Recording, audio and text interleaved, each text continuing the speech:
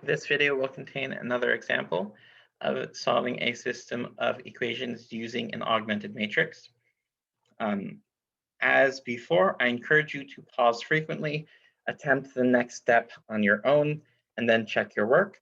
So if you would like to pause now to get started, go for it. Otherwise, I'm going to jump right in. As a quick note, sometimes, though not always, when we write a system of equations, we have this curly bracket that just says, all of these equations form a single system, you should solve them together. It would be pretty much the same if we didn't have this, but normally we would then explicitly say in like a sentence that they are in fact a system of equations. So our matrix is going to have 3 rows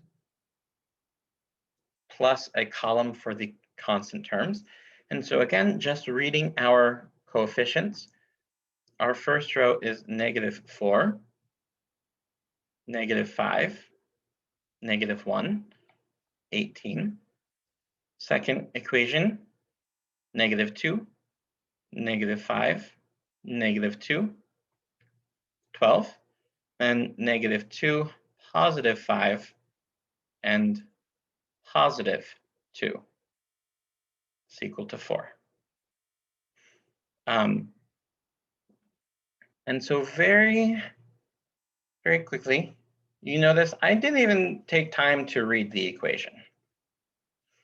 And well, I could have, as long as I know what I'm looking for, I can be more efficient. So I can immediately see that all of the columns have the variables stacked on top of each other, which means I can immediately create the matrix without having to worry about anything else.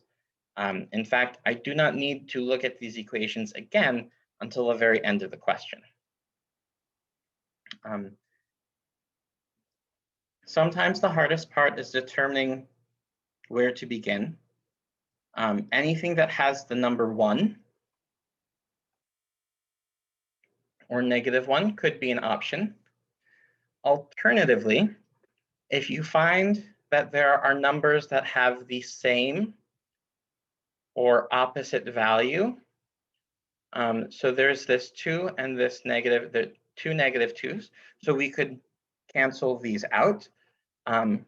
Alternatively, if you look here, we have -5, -2, and then +5 and +2.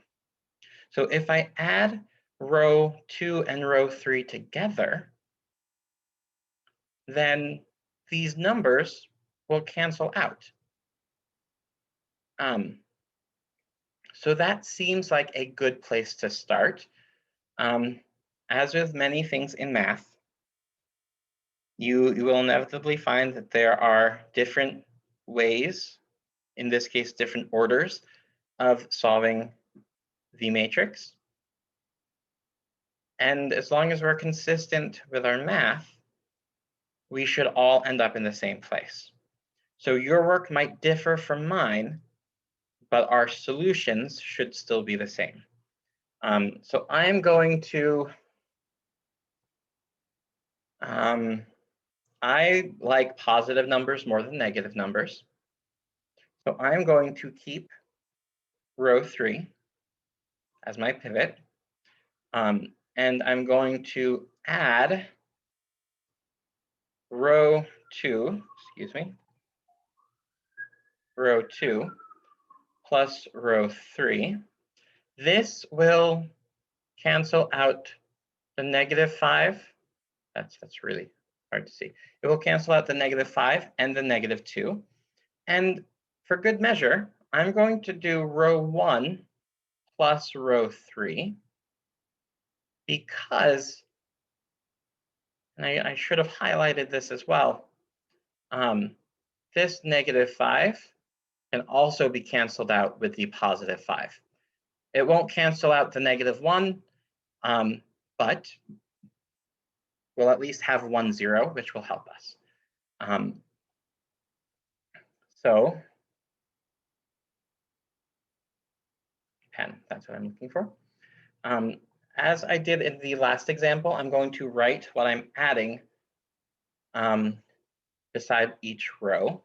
Notice that I'm not multiplying anything by other numbers, so I can just copy -2 minus 2, -5 plus 5, -2 plus 2. So I'm simply copying the numbers we're adding. And for row 1, -2 plus 5 plus 2. And I really should have allowed myself more space because that kind of looks like just a blob. So I will make sure I have ample space this time. Of course, we're really adding all columns, so I need to make sure we add +4 to 18 and 12 also. So -4 minus 2 is -6. -5 plus 5 is 0. -1 plus 2 is 1. 18 plus 4 is 22. -2 minus 2 is -4. -5 plus 5 is 0. -5 plus 2 is 0. And 12 plus 4 is 16. Lastly, -2, 5, 2, and 4 remain unchanged. So this is our new matrix. Notice that we have this row of all zeros and -4 and 16. What we can do is multiply row 2 by -1/4. So this is akin to dividing. So I can put -1/4 here. 0 divided by -4 is going to be 0. So you don't have to worry about these. Because we're still novice learners, I'm going to write it anyways. But in general, 0 divided or multiplied by any number is still 0.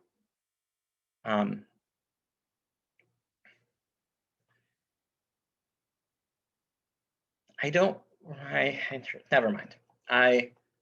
I was going to take a shortcut and not rewrite the entire matrix, but to make sure that this is useful, I want to show every step of the way. So our first row, -6, 0, 1, 22. Our second row, -4 divided by -4 is +1, then 0, 0, and 16 divided by -4 is -4.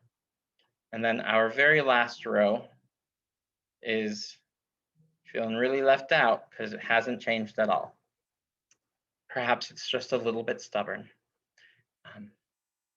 Humor aside, notice that we now have a 1 in our second row that will allow us to cancel out both the -6 in our first row and the -2 in our second row.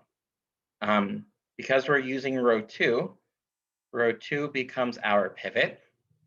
And then for our first one, we're going to have row 1, and we need to add 6 copies plus 6 times row 2. So -6 plus 6 times 1 is 6. Then +0 plus 0. Again, we're adding 0. It's not going to change the numbers, so we could just skip writing this. And then I need to add 6 times -4. So -4 times 6 is -24. So we have -24 right here.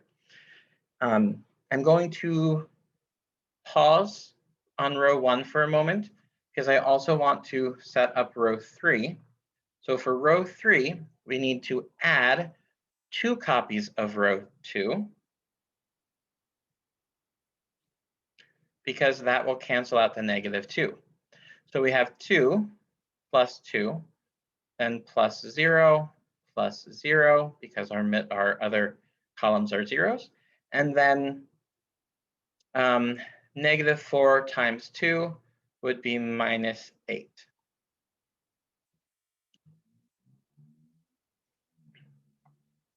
Now for our next step, I'm going to first draw the matrix, and it looks like my ability to draw a straight line is improving. It will probably be very squiggly next time on account of having said that. In any case, -6 plus 6 is 0, 0 plus 0 is 0, 1 plus 0 is 1, and 22 minus 24 is -2. Our middle row hasn't changed, so it's 1, 0, 0, -4. And our third row, -2 plus 2 is 0, 5 plus 0 is 5, 2 plus 0 is 2, and then 4 minus 8 is -4.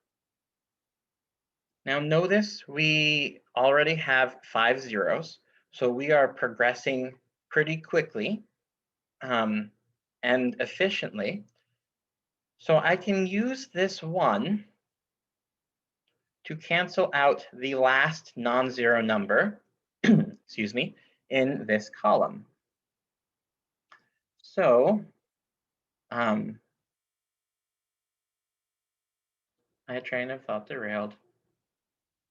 This first row is our pivot. I'm going to put a star by it. I'm not doing anything to the second row, so I'm just going to leave it blank. And the third row is going to be R3. In order to cancel out this 2, I need to subtract, so minus 2 copies of row 1. That would be -0, -0, so I'm not going to bother to write them. And then we have 2 minus 2. And I need to figure out what -2 times -2 is. Be +4. So over here, it's going to be +4. I'm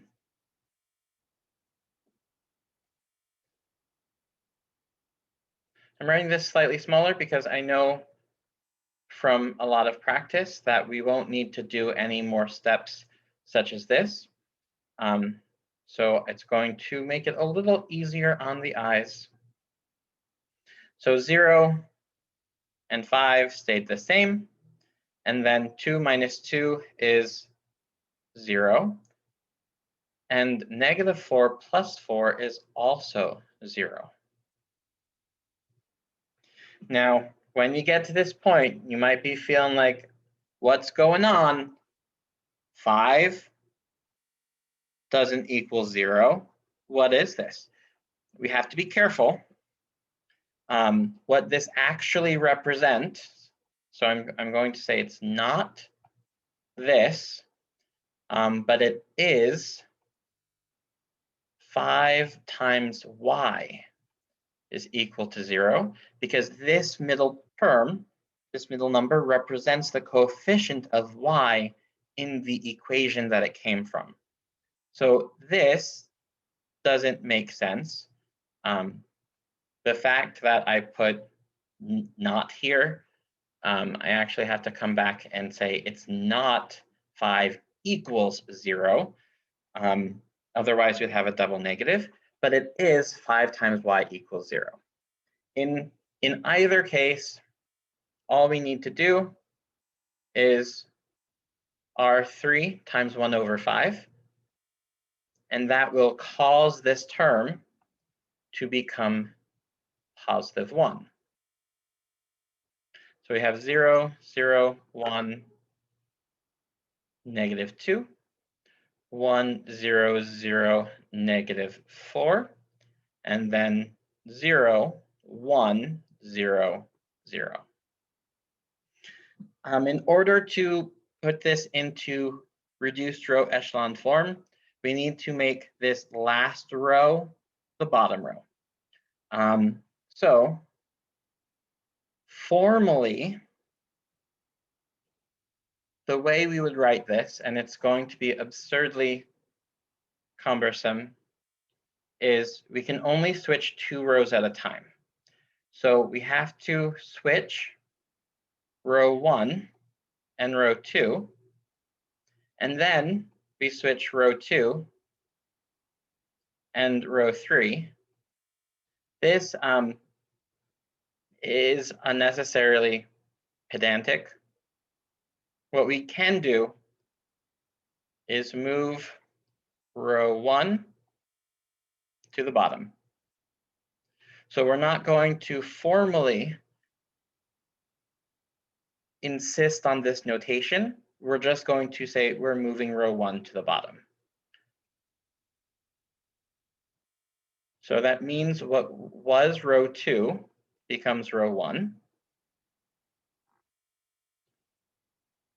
What was row 3 becomes row 2. And what was row 1 is now on the bottom. So our solution is x equals -4, y equals 0, z equals -2. Or if we write it as a point, it would be -4, comma 0, -2. And though I didn't explicitly say it, once we get into this form, our matrix is in reduced row echelon form. So a lot of steps. If we look at one step individually, we are multiplying, dividing, adding, and subtracting in a very specific, organized way. So even though this looks really mind-blowingly complicated sometimes, when we break it down step by step, we're adding, subtracting, multiplying, and dividing. And those are skills that are very automatic for many of us because we've been doing them most of our lives. All right, so I will do one more example in another video.